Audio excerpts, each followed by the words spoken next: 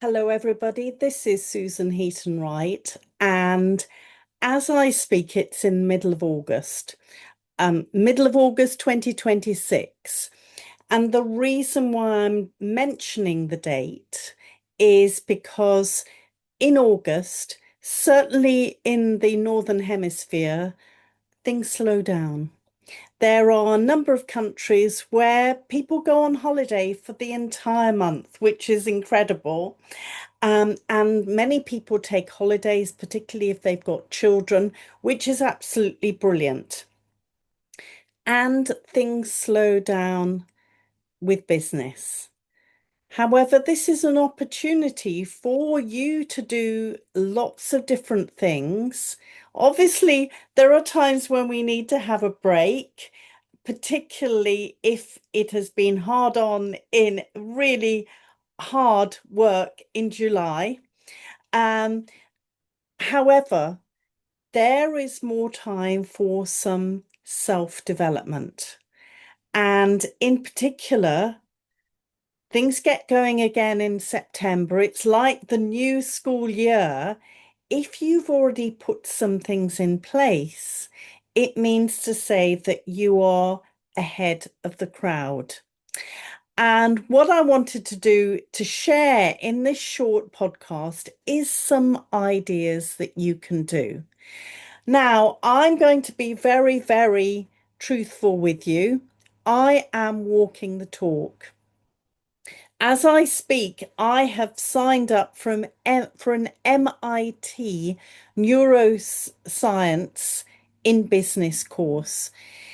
It said that it started on the 12th of August, but in fact, the first week is all admin. So I will be getting my first courses on Wednesday, and I'm talking on a Monday, so I'm very excited about that. But I realized that I had got a little bit of time for professional development. And certainly, what I do, I believe it's really, really important to keep up to date with different things, to keep informed. And August can be quite a good thing for doing that.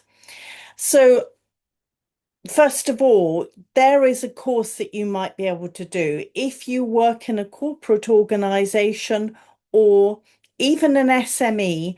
There might be courses that you're able to access, particularly online, that where you could develop some new skills. There are also, just looking around, I'm based in the United Kingdom. There are courses that the Open University do, online courses. Some of them are 8 hours long, some of them are slightly longer. Many of them are free, and it could be something that you develop. Looking at some of the topics, um, obviously, I was interested in leadership, but it can be anything around that, leading different meetings, things like that. Go and have a look. Um, Another thing that you can do is to set up some catch-up meetings. Not everybody is away. And I know that there are plenty of people who are really, really keen to talk to other people and catch up. And you know what happens when you catch up with other people, especially those you haven't seen for a little while? You start sharing things. It might be that there is a course, or, I've worked with Susan and I've really developed these skills. Why don't you contact her? Or I went along to this talk and it made me realize that I've got more ambition, or perhaps I want to move sideways. Things like that. Those catch-up meetings are really, really brilliant. So I would do that. I would go through your contacts, see who you could perhaps arrange a virtual coffee with, or even face to face, because certainly I've got some face to face. It's brilliant. Reading. I always do some reading. I'm an avid reader anyway, but I always make a point in August of doing some professional development reading.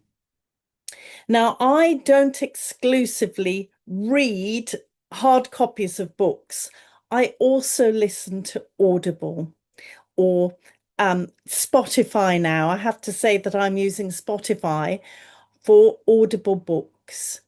Another thing, and many people that have get my newsletter, they have received this.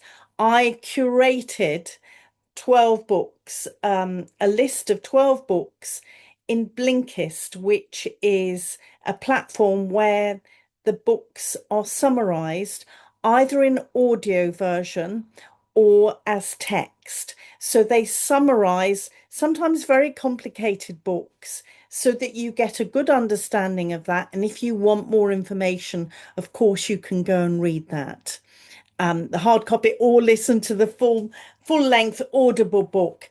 But that's a really good way of upskilling. Also, coaching. I mentioned to you that sometimes people come to me in these times. Perhaps they have got a promotion interview that's going to be taking place in September or October, or they might be doing some presentations or even keynote speaking.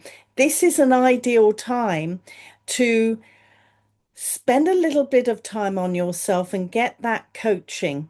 I've put my link below in case anybody is interested in having a chat with me or booking a virtual session with me. Always happy to do that. You could set up a challenge. You could say, well, during these weeks, I want to make sure that I contact these number of people, that I have these conversations, or that I listen to two Audible books.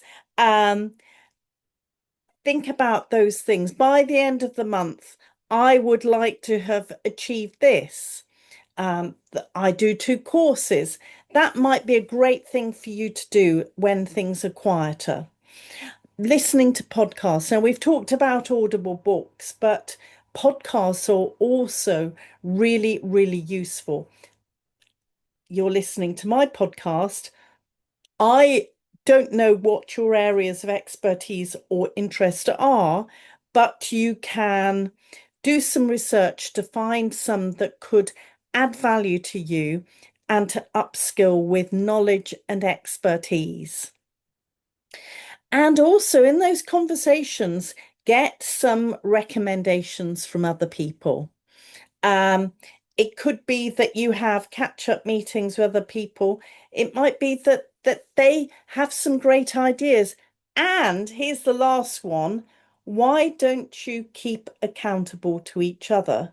Because if you do that, you could perhaps message each other once a week and double check how you're going on with things. Maybe set a joint target. But I'm hoping that this short podcast will inspire you to go away and find that quiet time so that you can do some upskilling, so that in September, when everything starts again, when it's like the new school year, you will be ready to be the best version of yourself.